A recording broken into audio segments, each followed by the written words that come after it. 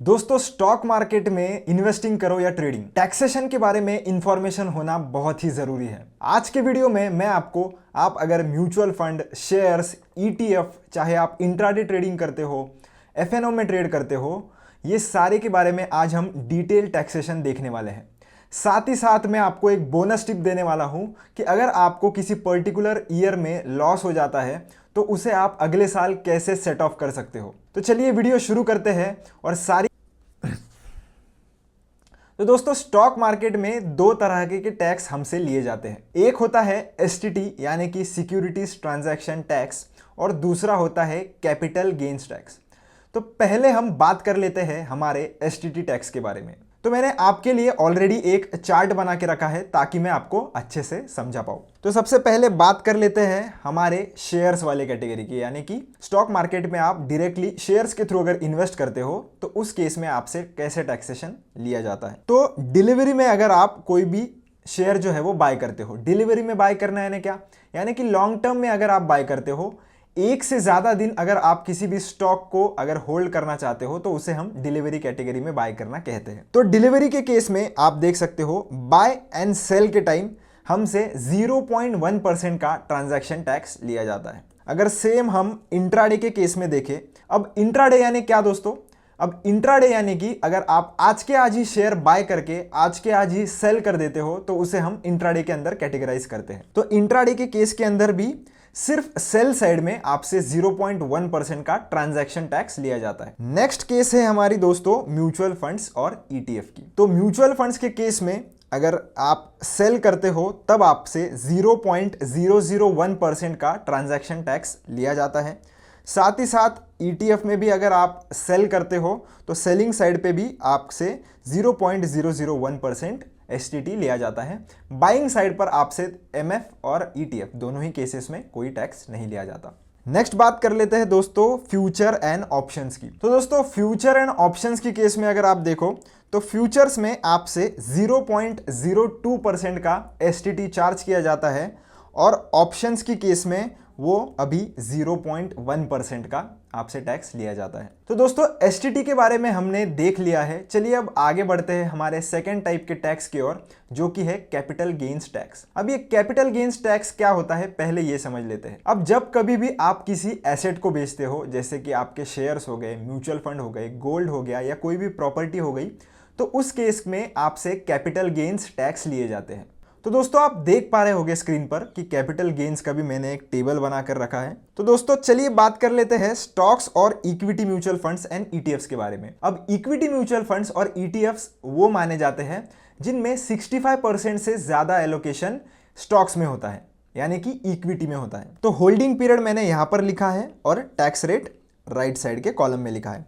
अगर holding period आपका 12 महीने से कम है, यानी कि आपने आज एक स्टॉक परचेस किया और 11 महीनों के बाद अगर बेच दिया, यानी कि आपका होल्डिंग पीरियड 1 साल से कम हो गया, तो उस केस में आपसे एसटीसीजी यानी कि short term capital gain charge किया जाता है, जो कि 20% हो गया है। और यहां पर आपको कोई भी इंडेक्सेशन बेनिफिट नए टैक्स स्लैब में बिल्कुल भी देखने के लिए नहीं मिलता है। और अगर आपने कोई स्टॉक आज बाय किया और 1 साल के बाद बेचा, तो उस केस में आपसे एलटीसीजी यानी कि लॉन्ग टर्म कैपिटल गेन्स, जो कि है 12.5% का आपसे लिया जाता है। चलिए अब बात कर लेते हैं debt mutual funds and ETFs की।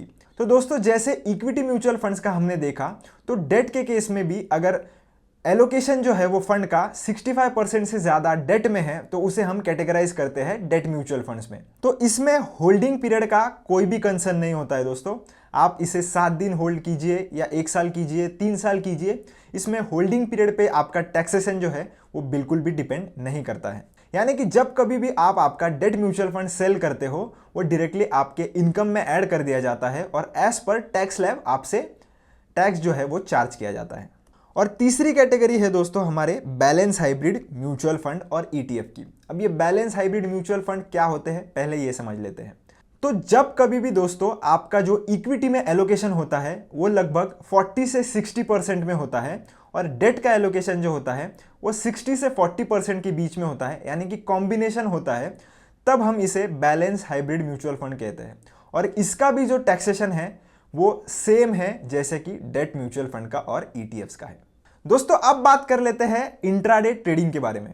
तो इंट्राडे ट्रेडिंग जो है वो कैटेगराइज की जाते हैं हमारे बिजनेस इनकम में। अब बिजनेस इनकम में भी दो कैटेगरीज होती है, एक होती है स्पेकुलेटिव इनकम और दूसरी होती है नॉन स्पेकुलेटिव इनकम। तो जो इंट्राडे की ट्रेडिंग होती है वो आती है हमारे स्पेकुलेटिव इनकम में, और जो आपसे टैक्स लिया जाता है वो डायरेक्टली आपके as per the tax slab लिया जाता है, क्योंकि ये जो इनकम आपकी होती है वो डायरेक्टली ऐड होती है आपके टोटल ओवरऑल इनकम में। और जो आपका फ्यूचर एंड ऑप्शंस का ट्रेड होता है, यानी कि जो भी पैसा आप फ्यूचर एंड ऑप्शंस की मदद से कमाते हो, वो आता है नॉन स्पेकुलेटिव इनकम में, पर आपसे जो टैक्स लिया जाता है वो भी सेम ही होता है, यानी कि एज पर टैक्स स्लैब। चलिए दोस्तों अब बात कर लेते हैं डिविडेंड्स के केस में।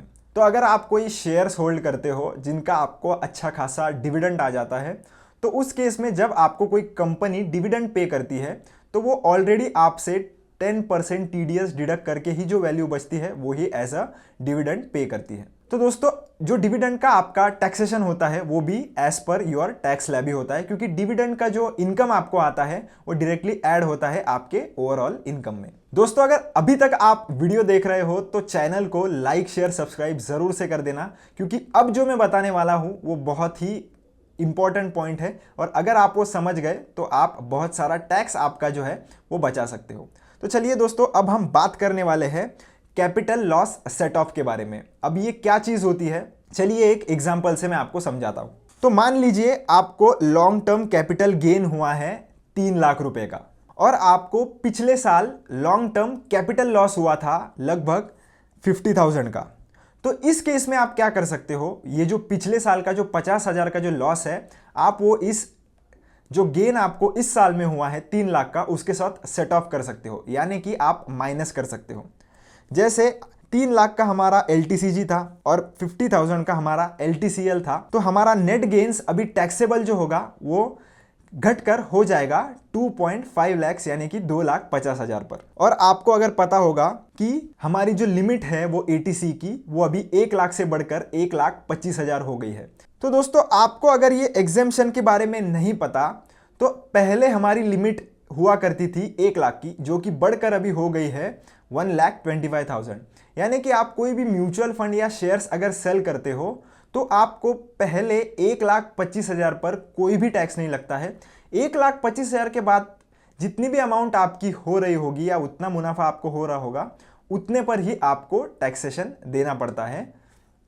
जैसे अभी हमारी नेट गेन्स बन रहे थे 2,50,000, उसमें से हमारे जो एग्जेम्पशन मिलने वाला है वो है 1,25,000 का, तो वो हमने डिडक्ट कर लिया। डिडक्ट करने के बाद हमारी टैक्सेबल इनकम बन जाती है दोस्तों 1,25,000, और इस पे हमारा लॉन्ग टर्म कैपिटल गेन्स जो है, जो हमने वीडियो में पहले भी देखा था, जो कि है 12.5%, तो इस केस में आ जाता है 15,625 रुपीज़। अब बात करते हैं दोस्तों और एक इंपॉर्टेंट केस की, यानी कि मान लो आपको लॉन्ग टर्म कैपिटल गेन हुआ है 2 लाख रुपए का, पर आपको पिछले 3 सालों में लॉस हुआ था 6 लाख रुपए का।